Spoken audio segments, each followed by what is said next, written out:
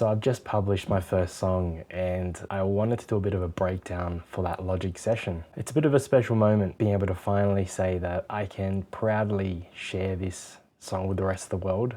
I know it's not going to be exactly where I wanted it to be in terms of the final outcome, but it's a step in that direction. And so as a part of that, I wanted to break down the different sections for this song. It's called It'll All Make Sense Someday. Hopefully get a bit of an insight into how I'm approaching the production for my songs and how I'm learning as I go. I will be releasing the complete uncut version of this breakdown on my Substack. So if you're interested in checking out all the other details and more of the nuances behind this production, please go check it out on my Substack. Here is the session, so let's get right into it.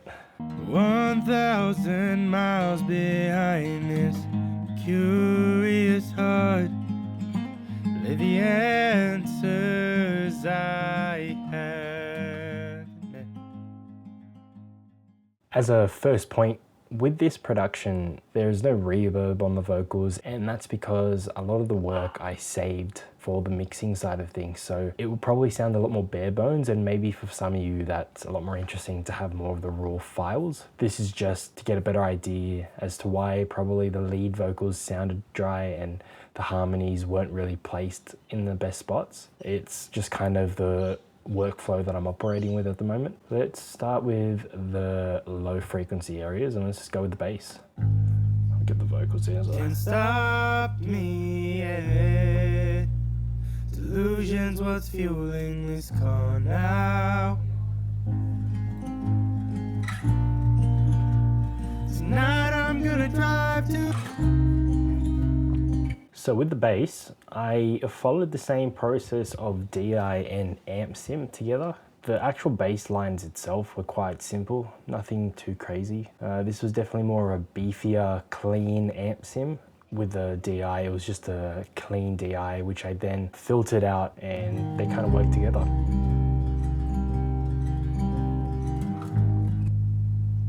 So as it is, as a raw track, it's quite dense and quite beefy and it's got a lot of character to it. And not much has really been done outside of the DI with the amp sim, so love it. And then against the main lead guitars,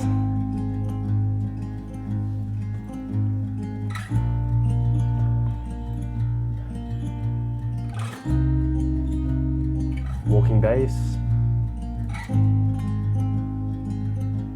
The actual lead itself has been summed together.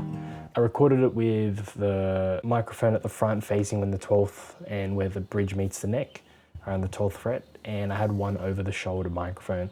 You'd probably see that recording in one of my earlier writing my first album series that's on YouTube as well. On the actual guitars themselves, this is what it sounds like without any effecting on it.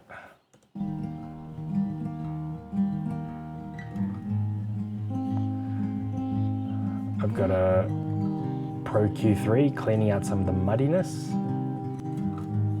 I've got a Soothe taming the finger picking and the squeaky sections of the guitar.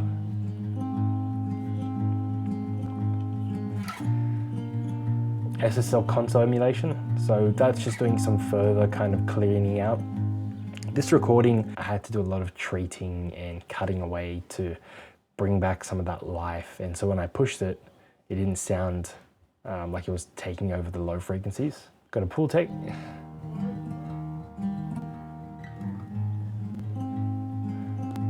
Boosting, attenuating, boosting and attenuating. Then a nice multi-band compressor, taming the low frequency hum and bringing up some of that high frequency detail without sticking too far forward. Let's now bring in the lead vocals while we're here. I think at this point, and even now, I'd say I'm figuring out what my vocal chain is and what I like to use. To some, this might be overkill in terms of the amount of plugins I've got. I think I've got 9 plugins. For me, they're all doing small things. When you're trying to figure out what works for your voice, it gets difficult and sometimes you start to stack unnecessary plugins on top of each other. It's good to always reflect and make adjustments as you go, but this is one of the more newer chains that I ended up working with. Taming some of the mud. Long jeans, stained shirt to shop. Where to Soothe is clearing the sibilants and also helping with that muddy frequency area reduction. 1,000 miles behind this. De-essing, pretty standard. 3 o'clock on the attack and as fast as possible release. This is trying to tame some of the very loud peaks in the early transients and just bring them back down, but without taking the words out too quickly and too early. So I pulled back off on the attack and that kind of sounded right to me. I then did a lot more of a tube, slower compression. Oh, sorry, fast attack and slow release. Interesting. I don't know why I would have done that. I probably would have done a slower attack and a slow release. Another de-esser now that I've compressed and boosted everything. I want to start pulling away on some of those S's again. Multiband compression, so I'm pushing the mid and high end frequencies and then squashing them down to even them out and balance them a bit further. I am then taking away some of that low frequency push as the vocals start to get louder overall.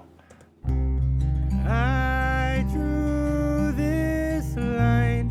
No words can hide my lonely instincts.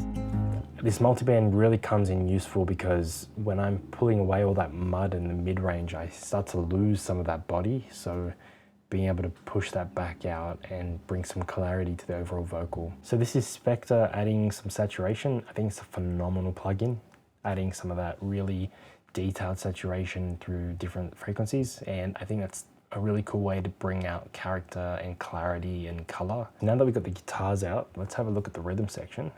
Someday.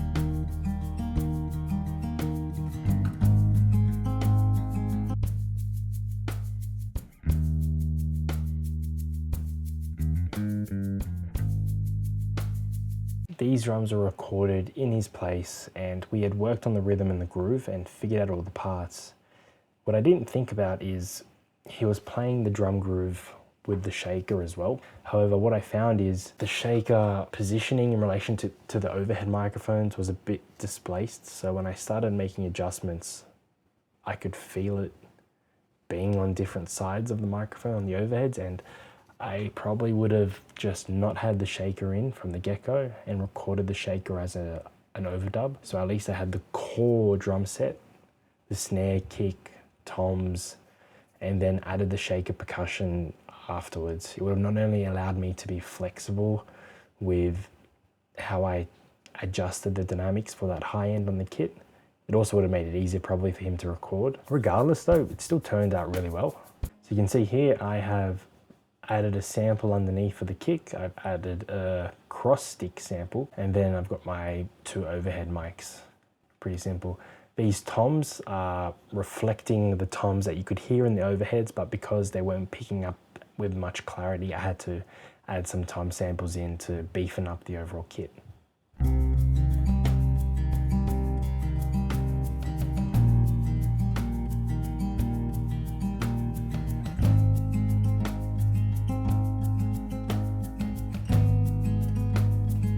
There's no plugins on any of these, this is just the raw recordings because I saved that particularly for mixing. Let's come back to the guitars and fill out that mid-range now. They said Chord strums, left and right. right. What's the use in even trying? I laid that on top of these old strums, which I didn't like because they were quite poorly recorded. But with the left and right recordings, they were a lot better. What's the use in even trying? I'll keep on drawing even hell. Now on top of these strums, I wanted to keep the momentum moving as we're moving out of that chorus leading to the bridge outro, and so I added in a counter melody on the guitars with a high picking. They said your hands already tell. What's the use in even trying? I'll keep on drawing even hell. Can't stop me yet. Delusions what's... Let's bring in the vocal background. Bit of context for the background vocals. Now, when I recorded initially these background vocals, I had a lot fewer overall background vocals, and it just kind of felt really hollow. And so without having these extra vocals put in, which I did after the fact, things just sounded a lot emptier. So I wanted to add a lot more of the doubles to bring a bit more interest, and then slowly layer in more and more complex harmonies as the song moved on. And so this is how we develop. Can't stop me yet. So now we're doubling left and right. Tonight I'm gonna drive to where this road calls home. Now we're adding more interest into the second verse. Across these borderlines, can't stop me yet. Delusion's what's fueling this car now. Tonight I'm gonna drive to where this road calls home. Overall, nothing really complicated happening with these vocal harmonies. I think one of the biggest things that were missing were those doubles. So initially I didn't have any of those, like I mentioned. So you can now start to see how it really helps build out and make the main vocal fuller. What's the use in even trying? Maybe in time there's a chance I'll find where this road calls. Building up volume. Take it away. And in the place.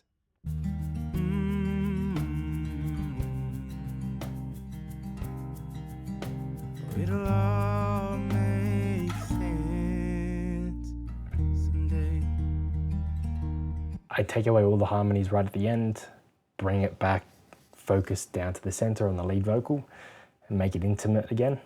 It's just a way of building up that crescendo for that the final line for the chorus. And now the final section really to go through is going to be the piano, synths, and keys really. We're just adding ear candy and filling out the space in between. What's the use in even trying? I'll keep on. Now we have a transition here. Makes sense.